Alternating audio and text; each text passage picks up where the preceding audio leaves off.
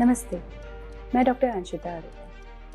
क्या आपको भी ये कंसर्न रहता है, कंप्लेंट रहती है कि आपके बच्चे के पास एंटरटेनमेंट का सिर्फ एक ही सोर्स है, मोबाइल और टीवी यानी स्क्रीन एक्सपोजर। वो खाना भी स्क्रीन के साथ खाता है, खेलता भी उसी के साथ है और सारा दिन उसी के गेम्स में ऑक्यूपाई रहता है। तो एज अ पेरेंट आपको ये समझना और जानना बहुत ज़रूरी है कि मोबाइल कैसे आपके बच्चे के डेवलपमेंट को इफेक्ट कर रहा है। तो चलिए समझते हैं इस चीज़ को।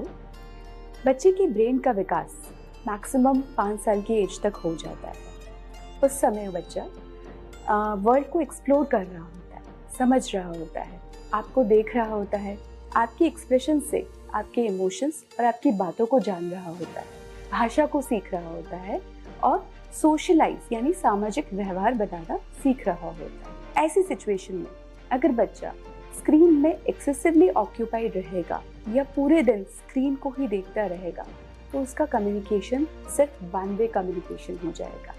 मतलब उसे कुछ नहीं बोलना है, सिर्फ उसे सुनना है जो स्क्रीन उससे बोल रही है। ऐसी सिचुएशंस में क्या होता है, बच्चे की भाषा, बोली, लैंग्वेज का विकास नहीं हो पाता है, वो बाकी बच्चों के साथ सोशलाइज करना नहीं सीख पाता है, टीम वर्क कैसे करना है, टर्न बाय टर्न कैसे खेलना है, अपनी बात को कैसे एक्सप्रेस करना है, वो नहीं समझ पाता है। वर्बल कम्युनिकेशन जिसे हम भाषा या बोली बोलते हैं उसका विकास तो नहीं होता है, उसके साथ साथ नॉन वर्बल कम्युनिकेशन मतलब एक्सप्रेशन से बात करना, अपनी बात अपने इमोशंस के थ्रू समझाना, उस डेवलपमेंट का भी डेफिनेटली हैम्पर होता है। स्क्रीन हमारे बच्चों में बहुत तरीके से एक्ट करती है। जैसे स्क्रीन की जो रेज होती हैं वो हमारी बॉडी में हार्मोनल इम्बैलेंस करती है जिससे बच्चे की नींद डिस्टर्ब होती है।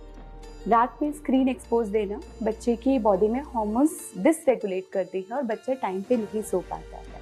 या फिर बार बार वीडियोस, स्क्रीन या स्क्रोलिंग से बॉडी में हैप्पी हार्मोन लाइक डोपामिन का रिलीज होता है जो एक स्क्रीन एडिक्शन का कारण बन सकता है। तो छोटे बच्चों में स्क्रीन डेवलपमेंट को हैम्पर करती है, वहीं बड़े बच्चों में स्क्रीन एडिक्शन, डिस्टर्ब स्लीप या फिर बिहेवियर, स्वभाव के चेंजेस जैसे बहुत ज़्यादा चिड़चिड़ा हो जाना, बात बात पे गुस्सा करना, ये स्क्रीन नहीं देने पे उसके विड्रॉल सिम्टम्स आना, ये सब आजकल बहुत कॉमन देखा जा रहा है। सो अगर आपको भी लगता है कि आपका बच्चा स्क्रीन एडिक्शन की तरफ बढ़ रहा है या उसे स्क्रीन देखने की बहुत ज़्यादा आदत हो गई है जिस पे आप काम नहीं कर पा रहे हैं, तो कुछ सिंपल स्टेप्स को फॉलो कीजिए। जैसे फर्स्ट थिंग, आपके घर में कुछ डेफिनेटली ऐसी जगह होनी चाहिए जहाँ स्क्रीन नहीं हो।